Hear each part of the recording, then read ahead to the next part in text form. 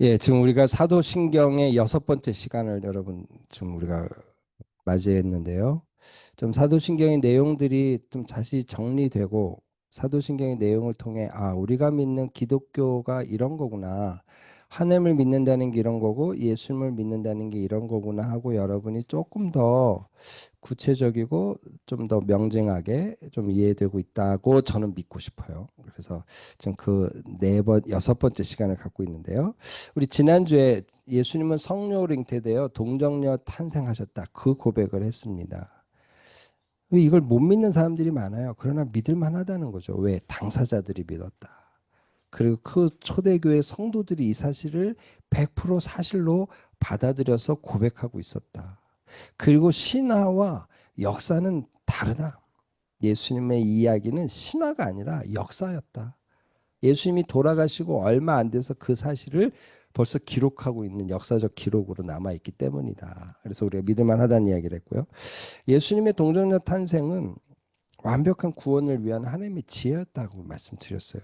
그래서 예수님의 이 동정녀, 성령에 의한 동정녀 탄생 자체가 하나님의 구원의 능력을 드러내는 사건이요. 임마누엘을 확증하는 사건이다.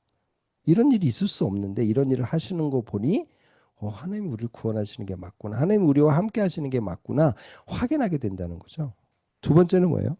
예수님이 동정녀 탄생은 너무 기가 막힌 일이었다는 거예요. 하나님으로 오셔서 인류 모든 죄를 담당할 만한 대속 제물로서 가치를 갖게 되셨고 인간으로 오셔서 죽어야만 죄값을 치르는데 인간이 되셔서 철저히 유린당하고 고통당하고 죽으셨다.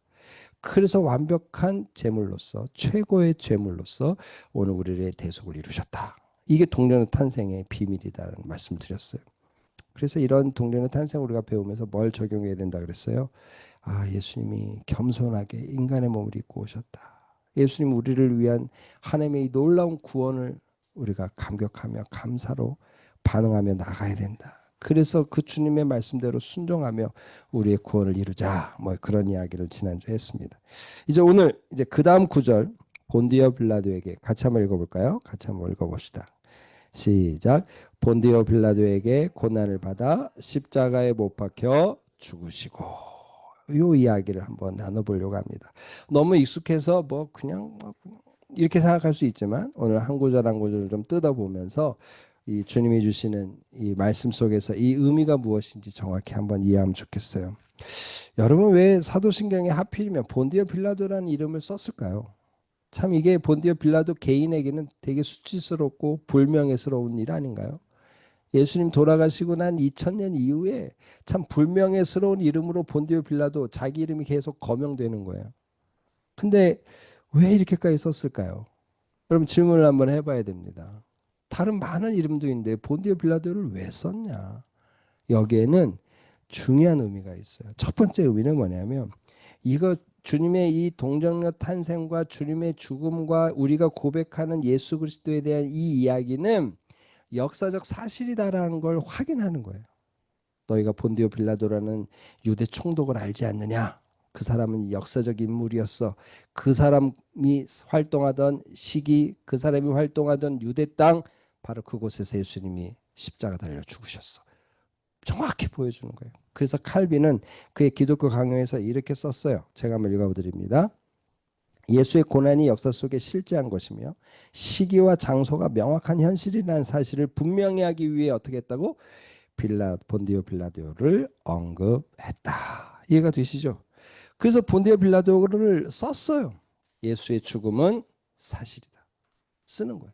두 번째 여러분 제가 주보에 아주 자세히 간략하게 요약을 해놨으니까 이제 확인하시면 됩니다. 두 번째는 뭐예요? 이 빌라도가 아주 또 중요한 공언을 했어요. 어떤 공언을 했냐면 예수님은 죄가 없다. 예수님은 죄가 없다. 예수님은 죄가 없다. 세 번이나 얘기합니다. 한번 누가복음을 한번 읽어볼까요? 23장 4절 우리가 아까 읽었던 말씀이죠. 시작. 빌라도가 대제장들과 무리들에게 이르되 내가 보니 이 사람에게 죄가 없도다 하니. 그런데 한 번만 한 게 아니에요. 4절에 하고 14절에 하고 22절에 그가 예수님을 재판정에 놓고 얘기하는 여러 상황 속에서 계속 얘기하는 거예요. 여러분 무슨 얘기죠? 왜 이게 필요할까요? 메시아로서 오신 주님이 율법을 완벽하게 지키기 위해서는 두 가지가 필요해요. 첫 번째는 뭐냐면 율법에 무흠해야 돼요. 율법에 어떤 거슬림이 없어야 돼요. 근데 그 세상 법정에 선 빌라도가 정확하게 얘는 법이 무죄해 하고 인정해 주는 거예요. 무흠하다. 두 번째는 뭐예요?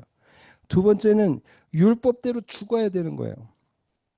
그래서 이 율법대로 무흠하면서 율법대로 죽어야 되는 이 두 가지를 다 갖춘 분이 누구다? 예수 그리스도다.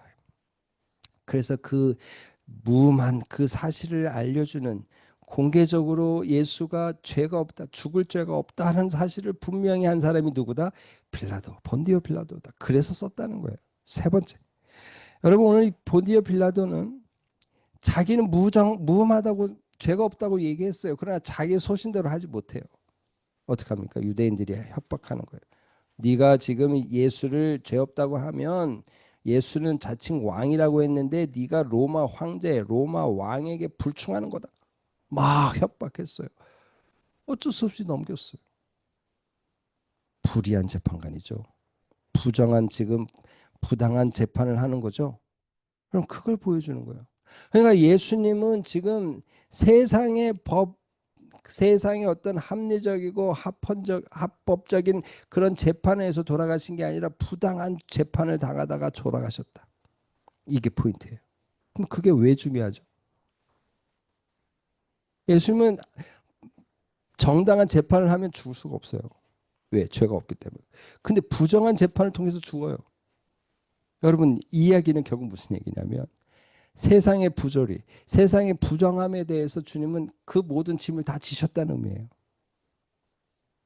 세상의 부정함과 세상의 부당함과 합법적이지 못한 모든 것들을 다 짊어지신, 죄인이 없음에도 불구하고, 죄가 없는 죄인이 아님에도 불구하고 죄인이 되셔서 죽으신 이 분이 예수다라는 걸 지금 누가 증언하는 거예요? 본디오 빌라도가 증언하는 거래요. 여러분, 그래서 나중에 이 사도행전 8장에 보면 이렇게 오늘 스데반 집사가 설교하는 내용이 나옵니다. 같이 한번 읽어볼까요?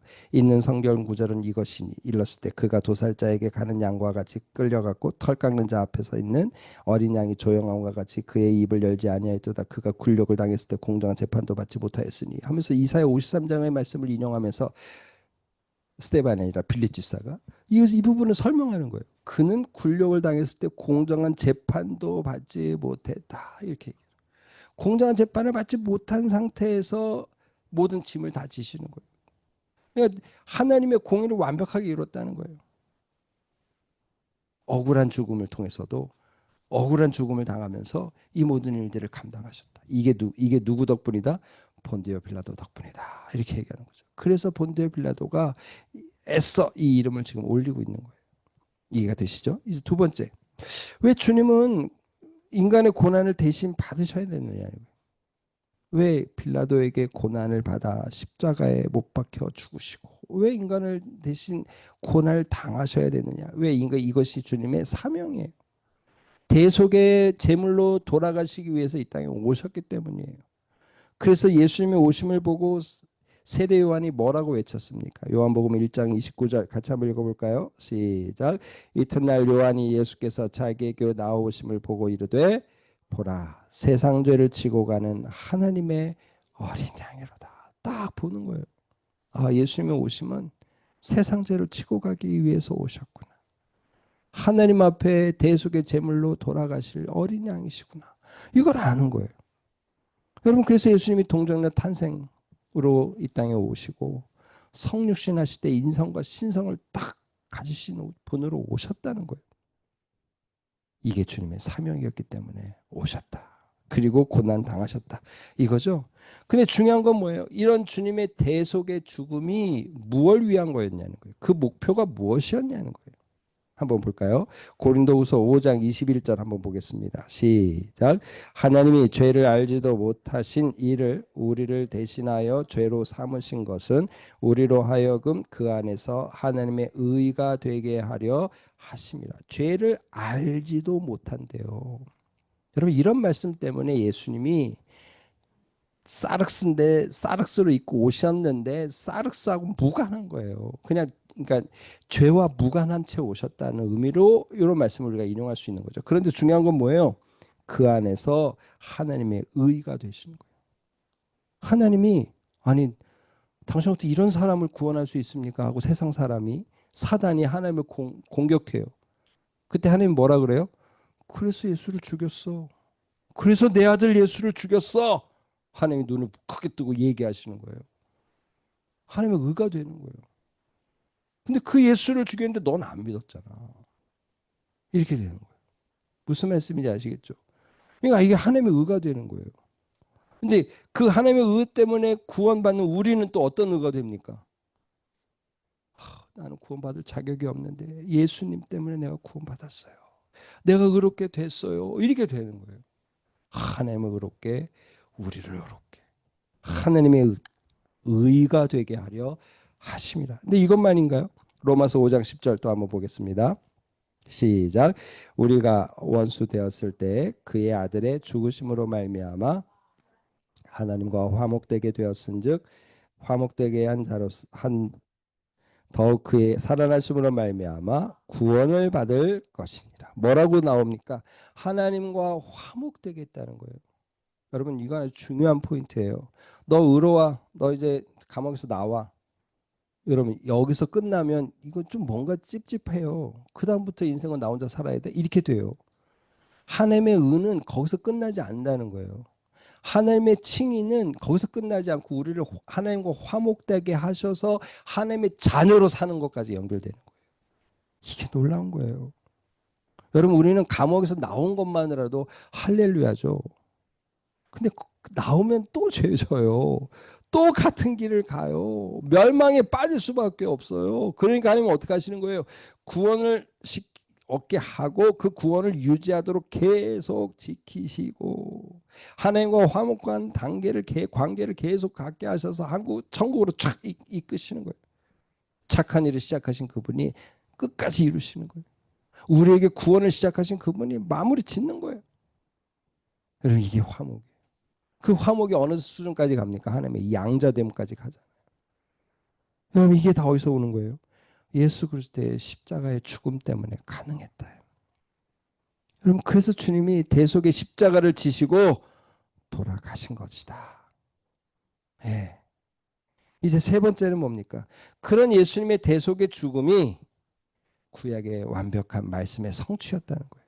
여러분 이사야 말씀 한번 읽어볼까요? 53장 5절 같이 한번 읽어봅시다. 시작. 그가 찔림은 우리의 허물 때문이요 그가 상함은 우리의 죄악 때문이라. 그가 징계를 받음으로 우리는 평화를 누리고 그가 채찍에 맞음으로 우리는 나음을 받았도다. 주님이 우리에게 우리 대신 찔리시고 상하시고 징계를 받으시고 채찍에 맞으셔서 우리가 그 대가 지불로 평안한 삶, 하나님의 평강에 들어가게 됐다는 거예요.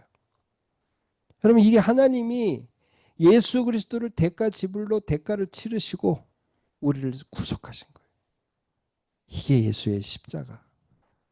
오늘 우리의 신앙 고백에서 나오는 그 십자가의 고통을 당하신 의미다. 여러분 그래서 웨인 그루뎀이라는 이 조지 신학자가 이렇게 두 문장을 썼어요. 제가 한번 좋은 문장이라서 가져왔는데 같이 한번 읽어볼게요. 시작.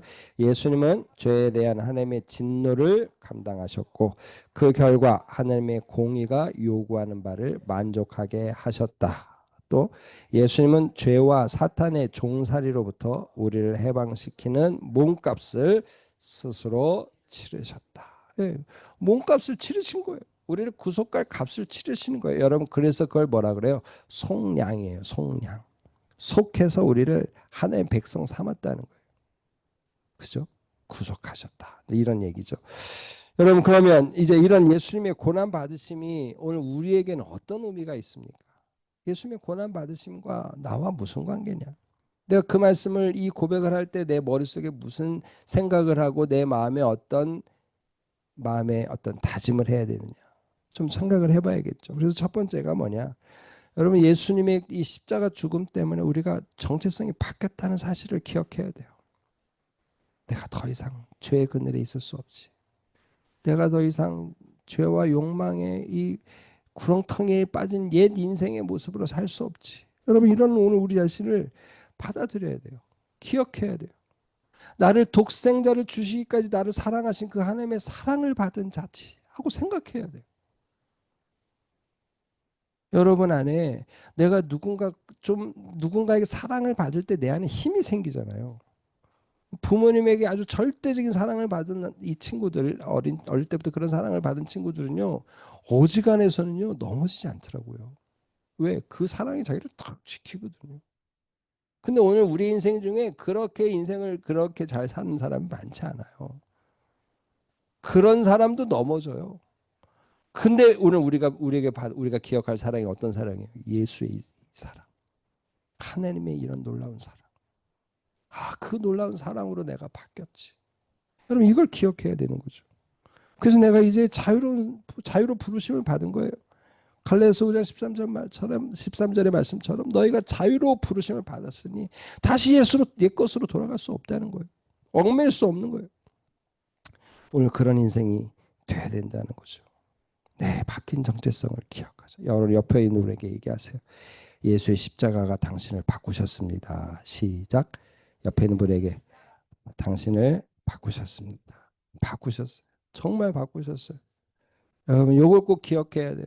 더 이상 나는 거지로서 인생을 살아갈 이유가 없어요. 왕자가 된 거예요. 두 번째는 뭡니까?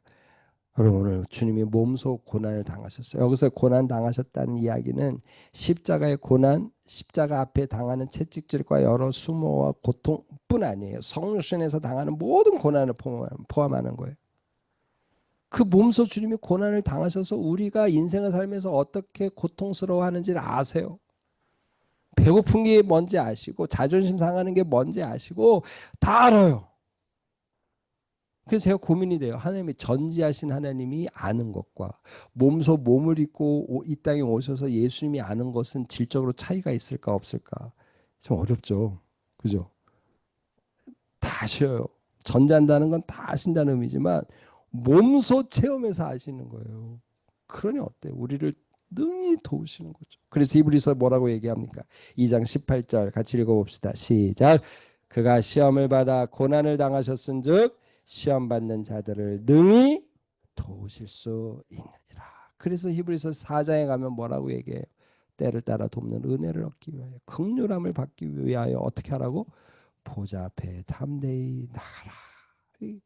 왜 우리의 큰 대제사장으로 늘 우리를 위해 충고하시니까. 여러분 여기서 이 때를 따라 돕는 은혜, 긍휼을 받는다는 이 말은요. 실제적이고 현재적인 의미예요. 여러분 지금 당장 내가 억울한 일을 당하고 내가 지금 당장 힘들 때 주님 긍휼을 주십시오. 주님이 이 시간에 맞는 은혜를 주십시오. 내가 그래야지 이 시간을 통과할 수 있겠어요. 외칠 수 있는 거예요. 이건 장차 하늘나라 앞에서 주님 나를 긍휼히 이때 쓰는 말이 아니에요. 이때 붙잡을 말씀이 아니에요. 지금 현재 실제적으로 붙잡을 말씀. 그래서 하늘 대제사장 큰 대제사장 되셔서 하늘 보좌에서 우리를 위해 충보하시는 거죠. 어떻다고요? 우리를 시험을 받아 고난을 당하셨은즉 시험 받는 자들을 능히 도우신다. 그래서 예수님의 십자가 고난을 생각할 때 두 번째 붙잡을 걸 뭐예요? 우리가 주님께 나아가면 내 고난을 아셔서 도우실 거야. 나를 도우실 수 있어. 이거 붙잡고 나가라는 거예요. 정리가 되죠? 세 번째는 뭡니까? 이 현재의 고난은 장차 누릴 영광의 전주곡이에요. 여러분 이거 믿어야 돼요. 예수님이 지금 고난 당하고 끝났나요? 처절하게 죽임 당하고 끝나셨나요? 아니에요. 부활의 영광으로 쫙 일어나셨어요. 우리도 그렇다. 우리도 그렇다. 여러분 이거 믿어야죠. 여러분 그런데 오늘 이 장차 누릴 영광의 전주곡을 위해서 오늘 우리가 당하는 고난을 어떻게 당해야 되느냐? 두 가지 관점이 있어요. 성경 두 가지를 정확히 얘기해주고 있어요. 한번 로마서 8장 18절 읽어볼까요? 시작. 생각하건대 현재의 고난은 장차 우리에게 나타날 영광과 비교할 수 없도다. 이 장차 영광과 비교할 수 없어서 오늘 고난을 그냥 갈 수 있는 거예요. 그냥 당하면 인내하고 감내하고 가는 거예요. 그죠? 그런데 사도 바울은 같은 고난인데 좀 다른 각도로 설명한 고난을 표현해내고 있어요. 우리 골로새서 1장 24절을 읽어볼까요? 시작. 나는 이제 너희를 위하여 받는 괴로움을 기뻐하고 그리스도의 남은 고난을 그의 몸된 교회를 위하여 내 육체에 채워놓으라. 뭐예요? 그냥 내게 주어진 고난을 그냥 인내하고 감내하고 가는 정도가 아니에요. 그리스도가 지금도 아파하실 그 아픔을 내가 대신 받으며 내가 그리스도의 그 아픔에 동참하기를 원해서 복음사에게 진력하는 거예요. 이 땅에 빛과 소금으로 살아가는 거예요. 하나님의 말씀을 증거하는 삶을 사는 거예요. 하나님이 나를 이곳에 세우셨다고 믿고 끝까지 견디고 그 길을 감당해내는 거예요. 적극적으로. 아까는 소극적이라면 적극적으로. 여러분 뭐예요? 이게 십자가 고난을 생각하면서 우리가 붙잡아야 될 적용점이라는 거죠. 현재의 고난은 장차 누릴 영광의 천주국이다. 우리 현재의 고난을 소극적으로 적극적으로 기꺼이 감당하자. 예수님처럼. 그럼 이런 이제 우리의 적용점을 가지면 되겠죠. 이제 오늘 두 번째 이야기를 해보려고 합니다. 십자가에 못 박혀 죽으시고 이 부분이에요.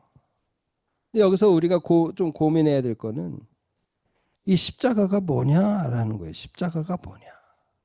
그래서 십자가는 이 당시 로마인들에게는요 아주 뭐랄까요 이 혐오스럽고 잔인한 형벌이에요. 그래서 십자가라는 말을 입 밖에 내지도 않았어요. 싫어했어요 그만큼. 그러면 유대인들은 어땠을까요?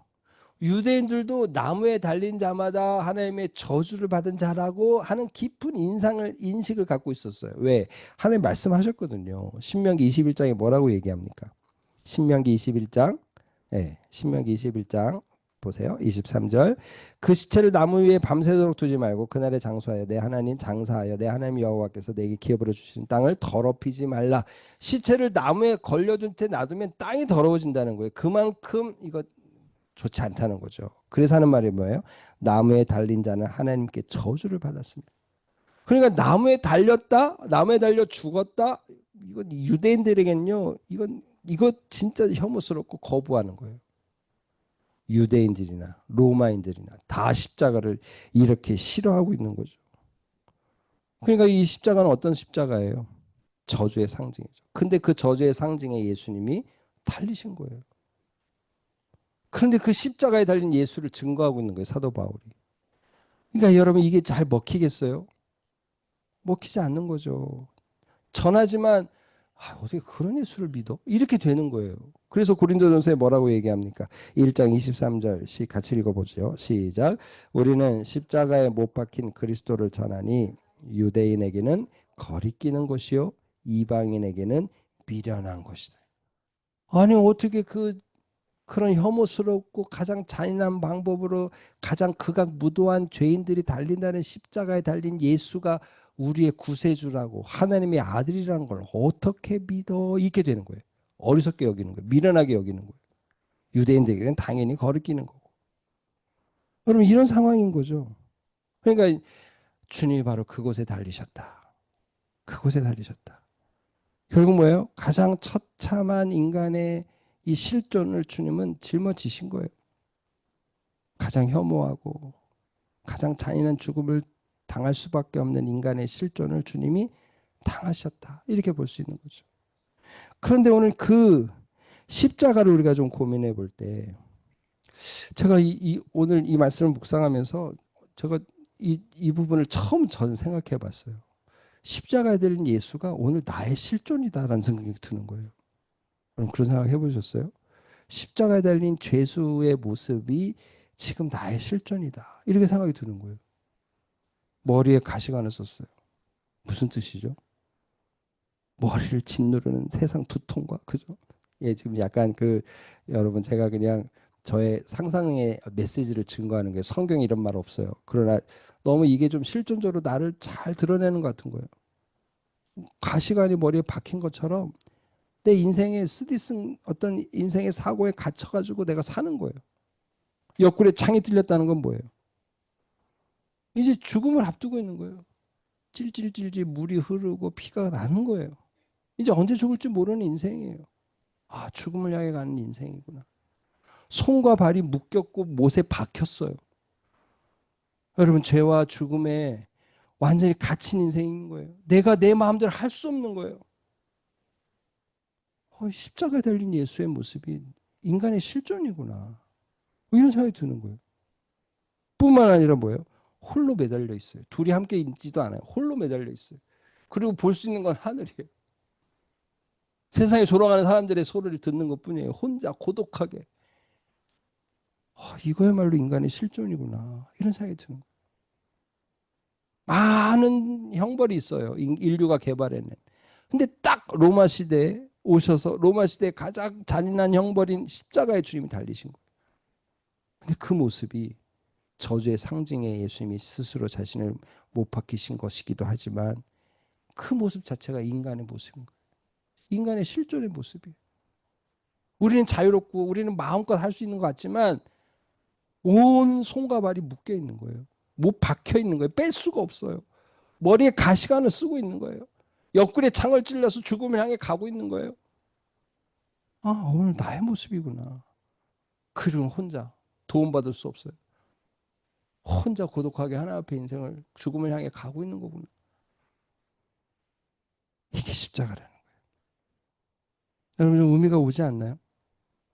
그런데 오늘 그 십자가 어떤 십자가입니까? 거기서 끝나면요, 정말 괴로운 십자가죠. 어떻게 그런 십자가를 목걸이에 달고 그런 십자가를 귀걸이에 만들어서 달겠어요. 근데 그 십자가가 어떤 십자가입니까? 은혜와 사랑의 상징이 되는 거예요.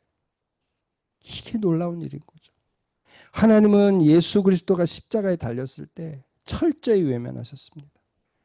이걸 어떤 신학자는 객관적이고 처절한 벌입니다. 이렇게 표현했어요. 예수님 뭐라고 얘기합니까? 마태복음 27장 46절에 뭐라고 얘기했어요? 엘리 엘리 라마 사박다니 하고 외쳤어요. 나의 하나님 어찌하여 나를 버리시나이까 하고 외쳤어요. 근데 하나님 반응이 없어요. 철저하게 객관적으로 버리신 거예요.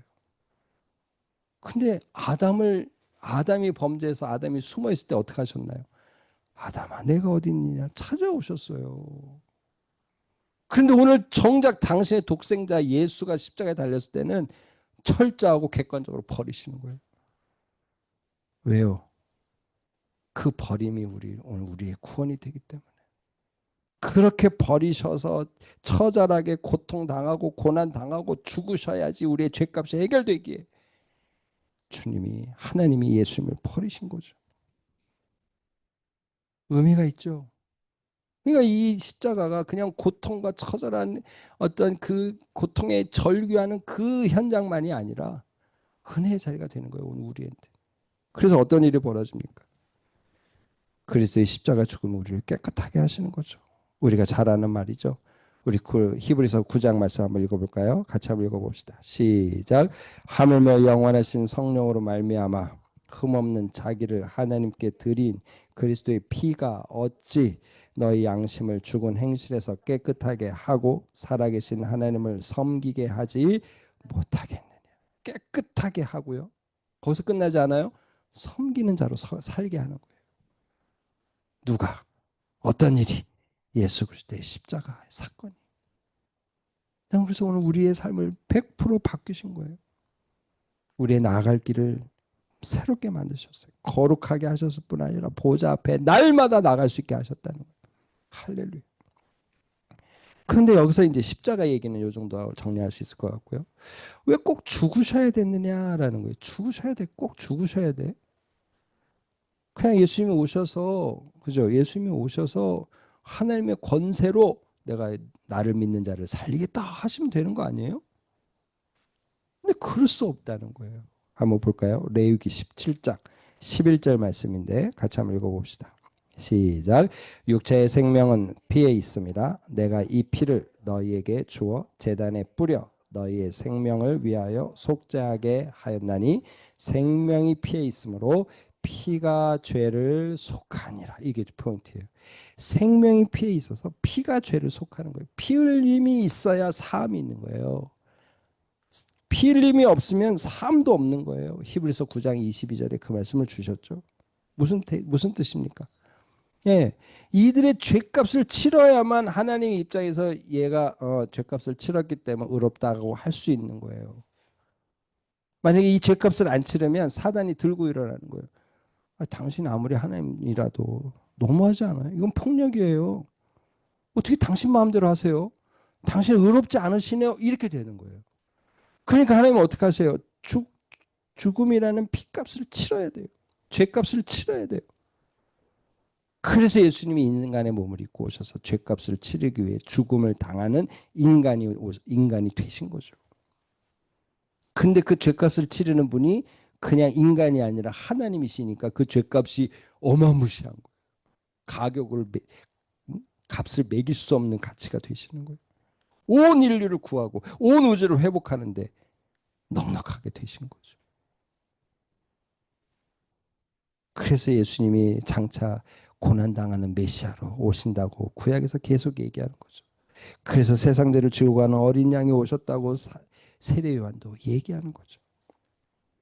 여러분 그래서 어때요? 이런 그리스도의 죽음이 결국 이제 우리에게 하나님의 영생을 주는 선물이 되는 거죠. 그래서 뭐라고 얘기합니까? 로마서 6장 23절 다음 읽어볼까요? 시작. 죄의 삭은 사망이요 하나님의 은사는 그리스도 예수 우리 주 안에 있는 영생이니라. 예, 오늘 그 주님이 우리에게 영생을 주시기 위해서 죄값을 치렀다. 이제 그러면 이 십자가의 죽음이 현재적인 의미, 오늘 우리가 어떻게 적용해야 되느냐 두 가지로 정리하려고 합니다. 첫 번째는 뭐냐면 세상은 예수님의 십자가를 곡해하고 오해하고 평가절하하고 부인하고 부정하고 그죠? 받아들이지 않아요. 여러분 오늘 그게 세상의 흐름입니다. 예수가 십자가에 죽었다고 부활했다고 야 그런 걸 어떻게 믿어? 이렇게 얘기합니다. 예수님은 그냥 인간의 그냥 성인 4대 성인 중에 한 명이지. 그래 3대 성인 중에 한 명으로 쳐줄게. 이 정도 생각하는 거예요. 예수의 십자가의 죽음이나 부활이나 가치가 그들은 없어요. 그들에겐 그 가치를 주지 않아요. 그들은 그 가치를 주지 않아요. 그러나 오늘 우리는 어때요? 이거 굳게 묻어야 되는 거예요. 그래서 아까 말씀드린 고린도 1장 뭐라고 얘기합니까? 같이 한번 또 읽어볼까요? 시작. 십자가의 도가 멸망하는 자들에게는 미련한 것이요 구원을 받는 우리에게는 하나님의 능력이라. 세상은 십자가를 받지 않아요. 그럼 오늘 우리는 하나님의 능력으로 이 십자가를 받아야 돼요. 왜 이것이 구원의 능력이요? 왜 이것이 우리의 성화를 이루는 능력이요? 영적 전쟁에서 승리케 하는 능력이에요. 십자가의 능력을 붙잡아야 된다. 그래서 오늘 우리가 신앙 고백에서 이 고백을 꼭 씹어서 꼭꼭 씹어서 하는 거예요. 두 번째는 뭡니까? 십자가를 얘기하면서 고백하면서 우리가 다짐해야 돼요. 내가 십자가에 달렸다. 예수와 함께 내가 십자가에 달렸었다. 여러분 그걸 믿어야 되는 거예요. 그래서 어떻게 해요? 십자가에서 난 죽었다. 이걸 믿어야 돼요. 그 죽었다는 이야기는 뭐예요? 이제 더 이상 죄와 율법, 법 아래 내가 들어갈 수 없다. 더 이상 세상 욕망과 정욕 속에 내가 살아갈 수 없다. 이걸 다짐하는 거예요. 십자가. 나는 십자가를 통과했다. 예수님과 함께. 이걸 여러분 믿는 거예요. 여러분 그래서 로마서 6장 14절 뭐라고 얘기합니까? 같이 한번 읽어봅시다. 시작. 죄가 너희를 주장하지 못하리니 이는 너희가 법 아래 있지 아니하고 은혜 아래 있음이라. 또 갈라디아서 5장 24절 시작. 그리스도의 예수의 사람들은 육체와 함께 그 정욕과 탐심을 십자가에 못 박았느니라. 여러분 못 박았어요. 근데 여전히 우리는 아직 뭐 안 박은 정욕과 탐심이 있는 게 문제죠. 주님 나라 갈 때까지 이건 싸워야 될 문제예요. 왜 주님은 그냥 한 번에 끝내버리시지 왜 이렇게 우리를 계속 이 일을 하게 하실까? 여러분 질문할 수 있어요. 저도 질문이 돼요. 근데 제가 깨달은 건 뭐냐면 믿음의 연단이에요. 그리고 내가 하나님 나라 백성으로 살아가는 삶을 훈련하는 거예요. 그냥 하나님이 다 은혜로 확 줘버리면 그게 뭔지를 모르는 거예요. 어떻게 보면. 아, 이게 그거구나. 내가 그래서 이렇게 싸워가는 거구나. 이렇게 싸워갈 때 주님이 도우시는구나. 이렇게 싸워가니 승리하는구나. 하나님의 능력이다. 하나님의 은혜다. 더 풍성히 경험하는 거죠. 하나님 나라에서 누릴 것들을 예비하는 거죠. 여러분 어떻습니까? 오늘 우리는 이미와 아직의 긴장 속에 살아요. 근데 저는 이미와 아직이라는 표현도 좋은데 이미와 계속이라는 표현도 좋은 것 같아요. 이미 얻었어. 그러나 계속 그것을 누리도록 싸워야 돼요. 아직 아니기 때문에 계속 되는 거죠. 오늘 우리가 그런 싸움에 있다. 여러분 기억하시면 좋겠어요. 그래서 그리스도의 십자가에 못 박혀 죽으시고 오늘 이 말의 의미가 무엇인지 정리했으면 좋겠습니다. 이제 말씀을 정리합니다. 여러분 본디오 빌라도에게 고난을 받았다. 왜 빌라도인가요? 역사적 사실이다. 그래서 예수의 무죄함을 3번이나 증거했다. 불의한 재판장의 판결을 받으셨음을 드러내는 것이다. 정리가 되죠? 왜 주님은 인간의 고난을 대신해서 받으셨어요? 대속의 속죄양으로 오시는 게 주님의 사명이었어요. 그래서 그 대속을 통해 하나님의 의롭다함을 받고 하나님과 우리가 화평케 되게 하기 위해서 대속의 십자가를 지신 거죠. 결국 그것이 또 어떤 일이 벌어집니까? 어떻게 결과가 맺어져요? 예언의 성취인 거죠. 그래서 주님의 고난 받으심을 우리가 기억할 때 우리의 바뀐 정체성을 확인하고, 그죠? 우리가 그 고난 당하신 그분 앞에 늘 나갈 수 있다는 거예요. 나를 100%, 200%, 300%다 하시기 때문에. 그럼 이게 중요한 포인트예요. 그래서 그 주님이 당한 고난이 또 고난으로 끝나지 않고 영광으로 이어지듯이 오늘 나의 고난도 고난으로 끝나지 않는다는 걸 믿고 오늘 이 고백으로 나가는 거죠. 뿐만 아니라 이제 십자가에 못 박히신다는 얘기는 뭐예요? 저주와 심판의 상징이지만 또 그 저주와 심판의 상징으로 십자가에 달린 예수를 생각할 때 아, 이게 인간의 실존이구나. 우리가 깨닫게 되죠. 그러나 그것에 끝나지 않고 은혜와 사랑의 상징으로 십자가가 오늘 우리 앞에 서 있다는 거죠. 그러니 어떻게 해요? 죄값인 피 흘림으로 우리의 의를 이루신 주님을 우리가 신뢰하며 세상은 미련하게 여기지만 하나님의 능력이라고 믿고 십자가 붙들고 나가야 되지 않겠어요? 그래서 십자가에 우리의 정욕과 욕망을 계속해서 못 박으며 주님이 기뻐하시는 신앙의 자리에 굳게 서는 우리 모두가 되시기를 주님의 이름으로 축복합니다. 아멘. 한번 기도하겠습니다.